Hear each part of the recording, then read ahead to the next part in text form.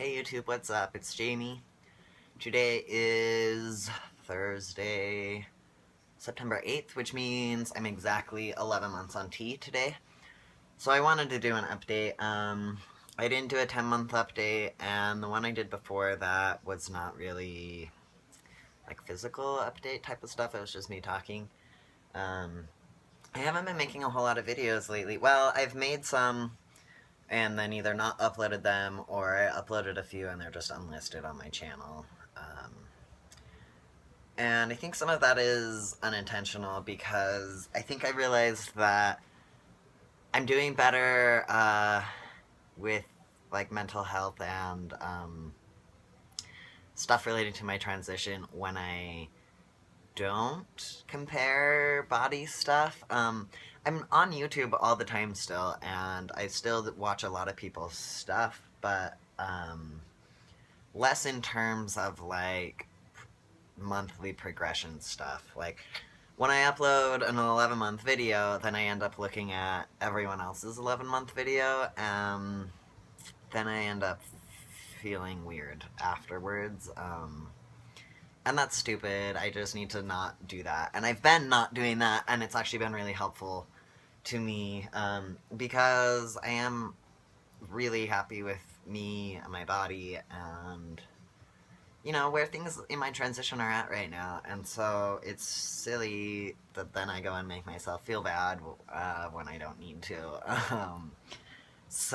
But I think it's important for me and my progression and to be able to look at my body compared to my own body 3 months or whatever. You know, that kind of comparison is really validating to me.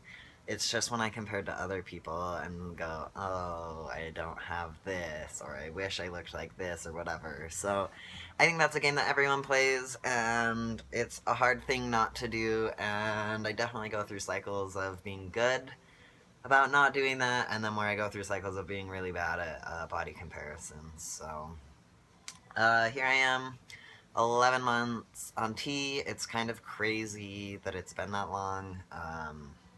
The year mark feels like a large mark. And I feel like I'm just finally getting into being less conscious of measuring my time in terms of like weeks and stuff like that. I'm trying to do way less of that because like the reality is it's good for my own benefit and for my own looking back thing, but I think that we end up using that as too much of a way to compare ourselves in the trans community, and so I've been trying to not do that.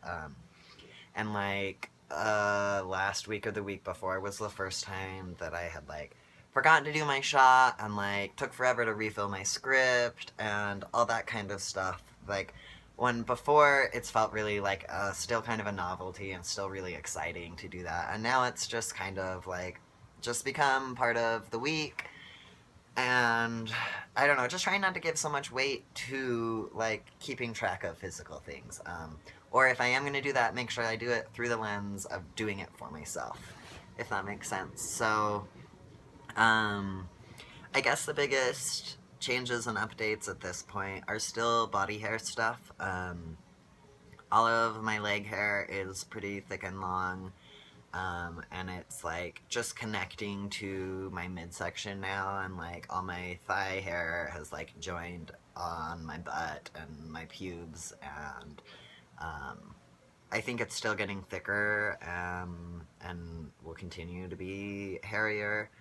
As far as the rest of my body hair, I don't have anything on my chest. I've talked before about like having zero happy trail.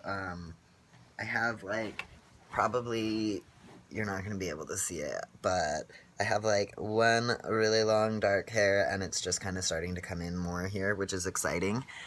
Like that has been within the last week or so, so I'm excited to see it's like progressing pretty quickly. And in terms of facial hair stuff, my chin is the area that like grows hair.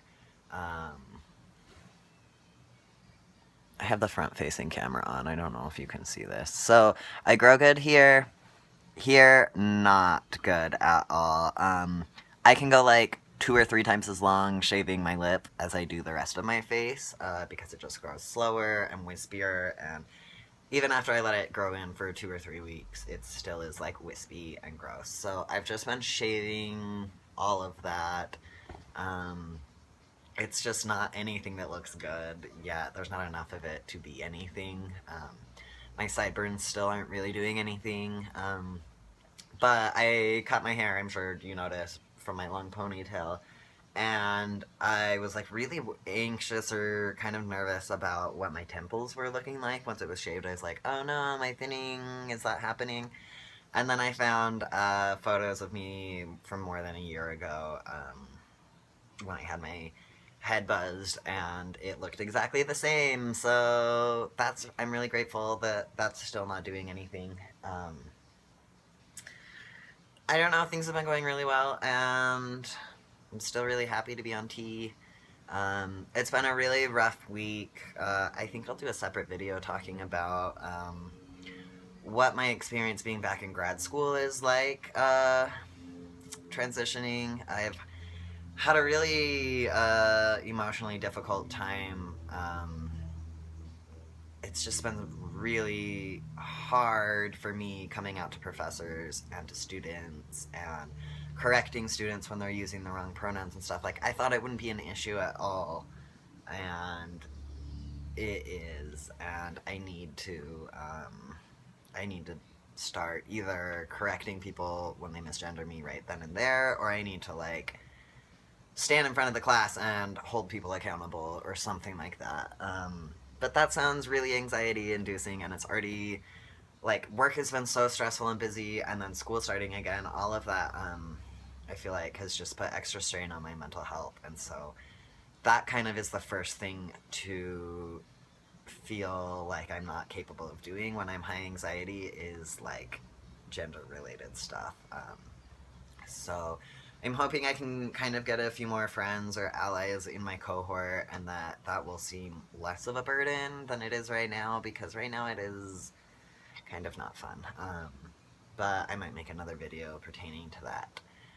So, as far as other updates go, I don't know. I'm not sure. When I shaved my head, I felt like I looked, like it made me look more feminine. And in the past, when I've shaved my head before I was on T, or just barely on T, shaving my head made me feel really more masculine. And this was the first time that act of shaving and removing my hair didn't make me feel more masculine. I felt like it feminized my features a little bit, which wasn't a problem, actually. Didn't bum me out, and I've been liking it. I mean, I feel like all of this is my own perceptions, and that other people might not say the same, but, no, I think it's been making me, like, I don't know, just the stripped down, being okay with myself like this, is really healing, and is really a positive thing, and I think that was kind of part of the reason why I wanted to do my video today without a shirt on, is because I've been struggling going through, like, what do I want, what do I wish my body looked like, what am I unhappy with my body, what would I change if I am unhappy, things like that, because I feel always bad that I'm, like, not going to the gym and not building muscle, and lately I've been like, yo, I don't have the desire to do that, and that's okay. At some point, I might want to, or might want to do more than just, like, small exercises I can do on my own in my house. And if I decide that I want to do that, that's cool and great, but I realized a lot of the, like, pressures I was feeling about how my own body looks were just pressures that we put on all males in society. I have no desire to be big and ripped, but in my brain, that's what dudes look like, and so I was feeling like I needed to put on muscle, and I don't. I mean, I can if I want to, or if things change, I might at some point want to, but right now, I just need to stop making myself feel bad for being so scrawny, and just deal with it, embrace it. So I'm working on that. yeah, I think that's all I was going to talk about today. So, uh, thanks for watching a 10-minute long video, and I hope you guys are doing well. And like I said, I haven't been super active, like posting on YouTube, but I'm still around and checking in. So hit me up, send me questions or comments if you like. So great. Have a good weekend. See y'all.